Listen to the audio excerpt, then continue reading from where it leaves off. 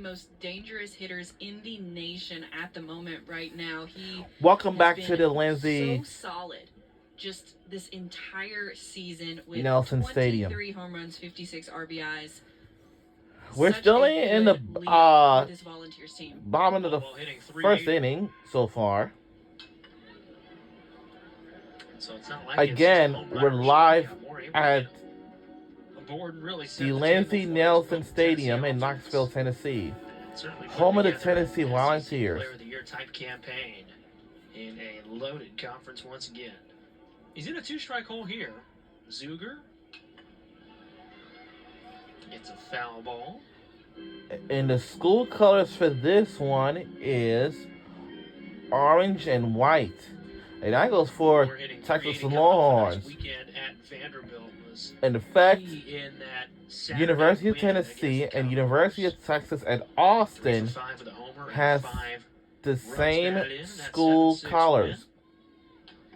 Which clinched an 8th straight SEC Series victory.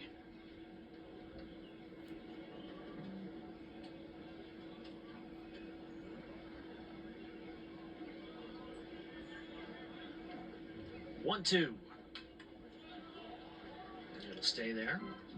Christian Moore battling right here. This game is presented by Food City. Home run. He became the first Vol to reach 50 home runs for his career, and he moved into sole possession for second place on UT's single-season home runs list with just 23, just one shy of Sonny Cortez's program record of 24 set in 1998. So, I mean, so incredible to see the records that he's broken already. No doubt about it. Him and Blake Burke have gone back and forth for much of the year on that all-time home run record. Burke, of course, on deck for the Vols. There's been a real iron sharpens iron situation for Tony Vitello and company. Two hard bounces through the glove of Landers at third into the corner, and Christian Moore charges into second. Immediately a runner in scoring position.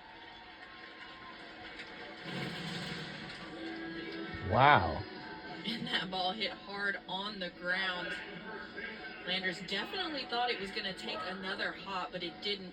Goes right between his legs, and Moore, great heads-up base running to see the bobble out in left field by Blessinger. And he never hesitates as he rounds the back. He just keeps going, gets into second, stand up.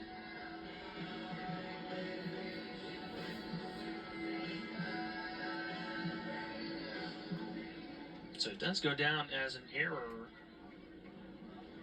on Landers over at third. As Blake Burke tattoos the first pitch to right center field. LaRue on the run makes the catch before crashing into the wall. Moore advances to third, but a phenomenal catch in center field. Sure was, Mayan. I mean, Burke tattoos this ball. And LaRue, all the way to the wall, makes a great throw in to keep Moore at third base. What a loud out by Burke. Oh, yeah. We have some baseball fans from the University of Tennessee, like here. So Moore just Another one from Belmont University. Three infielders on the left side against the again, the team that we're rooting for will be Tennessee Volunteers. And the time now is 2:16 p.m. Amick, the transfer from Clemson, immediately feeling at home on Rocky Top. Because he does things like that on a line towards the wall and off of it. It's all off. Waltz home as Amick cruises into second with an RBI double. And we actually scored already. And we scored first, and we're on the board. Amick crushes that ball all the way to the wall. Actually, LaRue does a nice job of kind of understanding the angle of the way that the ball is going to come off. Wow. The ball is able to get it in quick, but the Volunteers will strike first in this midweek game. Very different than last week's midweek where it took them a while to get things going, but Billy Amick, he actually set the stage for them last week as well. He had an RBI ground out to set the stage for Dreiling's 15th home run of the year. Kavares Tears, first pitch, bounces off the bag at first. Oh, fortuitous bounce for the Vols. It looked like Eaton maybe could have gotten to that and gotten the foot race. Instead, runners are on the corners.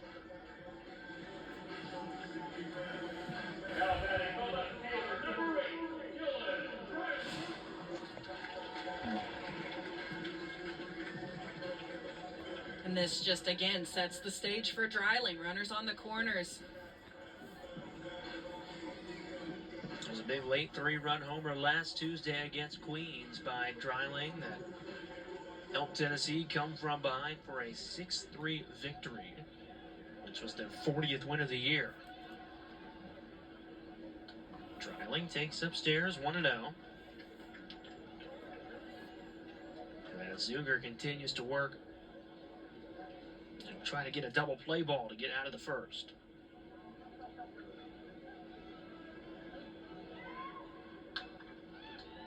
Popped up.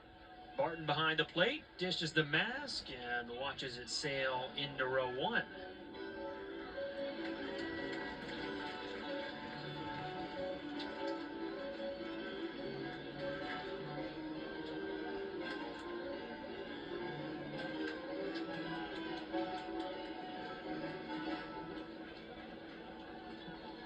Dylan Dreiling having a wonderful sophomore season, hitting .335 this year. 16 homers, he's driven home 56 in another prime spot. Big swing and a miss, 1-2.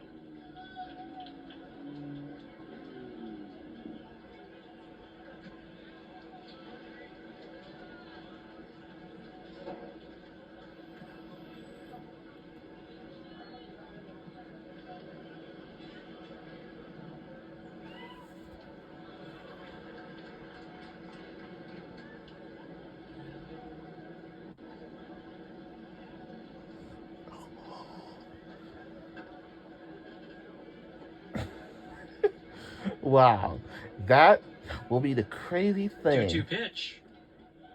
And the count full. 2-2. It is a Belmont pitching staff that's been susceptible to the free pass this season. That has been kind of the Achilles heel of the rotation, and you certainly don't want to load the bases here. No, definitely not against this caliber of a lineup that can hit the long ball like no tomorrow, especially when other teammates are producing offensively. We've seen a few times this season the Tennessee offense tends to be contagious. When, one guy starts going, then the rest of them seem to follow. Certainly a contagious offense, no doubt about that. They lead the SEC in batting average, runs per game, and hits.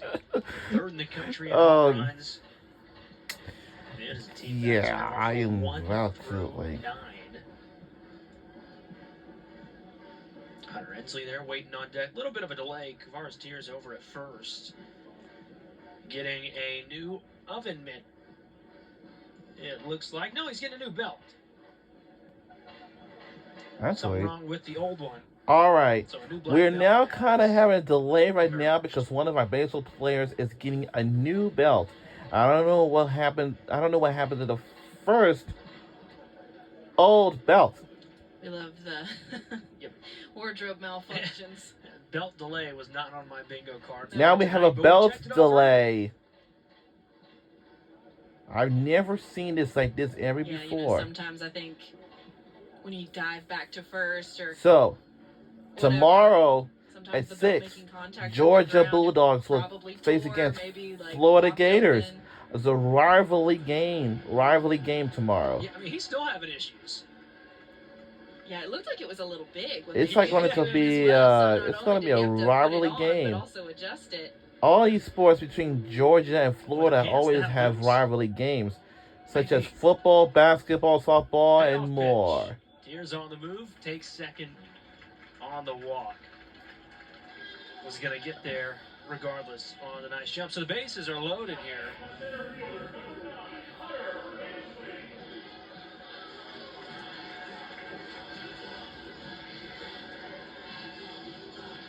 Snarling draws the one-out walk. Jordan Zuger still a double play ball from getting out of the inning. One unearned run across for Tennessee. But the Volunteers threatening as Hunter Hensley tags the first pitch deep to left center field on the way back, and it hops off the top of the wall. And whoa, 2, 3, 4. We scored 4. We scored 4 points now. Wow. Oh my goodness. Can you see that? Outside corner. Wow. It's almost been a home run almost, but it just went off the wall. Now we're now in the lead by 4 points. Wow. And I love the hustle there. Wow. Now this is now a double. Wow. So Hunter Hensley wasting no time. Wow. This campus is the bomb too. Like University of Tennessee, Georgia, and Florida, and Alabama. What is this? Offline with the throw. Everybody advancing. Wow. Third, and he's going to score. And we score Curley ends up at second, and it's again, a I 5-0 believe. lead. Yep. We scored again. Base running. Wow. Today, such aggressive base running from the Volunteers. This is going to be a great They game. said, hey, I know last week we started off a little slow. We're not doing that today. We're putting up runs immediately. A 5 spot with just 1 out here in the first. As Alex Gora, Belmont's pitching coach, comes out to talk things over with the Bruins battery. 3 hits for Tennessee, but 2 defensive errors for Belmont.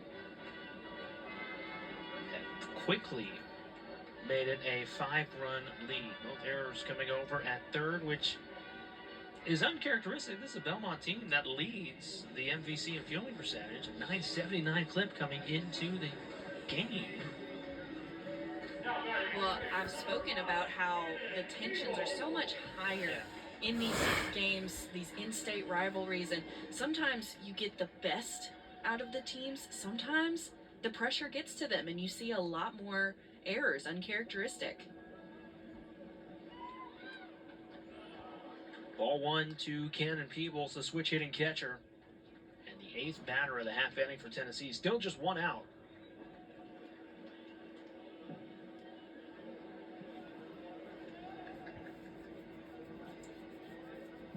Zuger peaks at second. Misses 2-0. Jordan Zuger out there, got to feel like an island quickly. How do you snap out of it? In these types of situations, the game feels like it's moving so fast. You have the hits, you have a walk. And before this, as a pitcher, you've got to be able last to week, flush everything else that's going on around you and just try to focus on until one pitch at a May time. 11th. But it's also really important. But until, to go you know, internal. there was You've gotta a stay external. You've softball gotta stay in it tournament for the team and not start for to feel each that conferences. I think frustration. it happened here last week until last weekend. 3-1. Until this past weekend. First start of the year for the Belmont Junior. What is the set day? One of the most trusted arms out of the bullpen. His 26th overall appearance. Laboring here in the first. 3-1. Hit high. Hit deep to center field. LaRue at the warning track makes the catch just in front of it. And Curley tags and advances to third. Another loud out as Cannon Peeble goes down with an F8.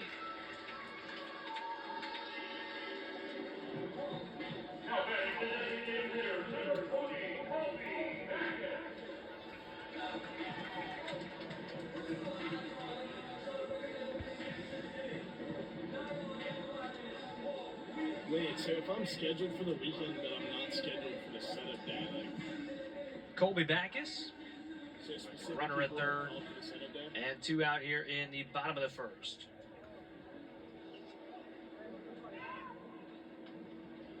Takes a Again, strike on the our in-half. school colors is orange and white Back for the is University of junior. This Tennessee. is fourth start of the year. Oh, but about boy, has 1 he been good month for ago, Tennessee this year. 23rd game overall. there He's was a hit college 417, football spring games, 3 which doubles, 4 was homers, very 10 busy as of runs the month of batted in. April, Takes especially strike two. starting on the He's been one of those 13th. players that adds so It was much very depth kind of to biggest this lineup. day Coach ever. Vitello A has cherry and white spoken to football being able spring to pull him game. off the bench, and he does his job. He forges Example ahead. of He's Georgia always G-Day working, red and always black, ready, and he takes advantage. Tennessee orange and white. And he takes strike 3 there on And 3 yeah. pitches, retired by Jordan Zucker.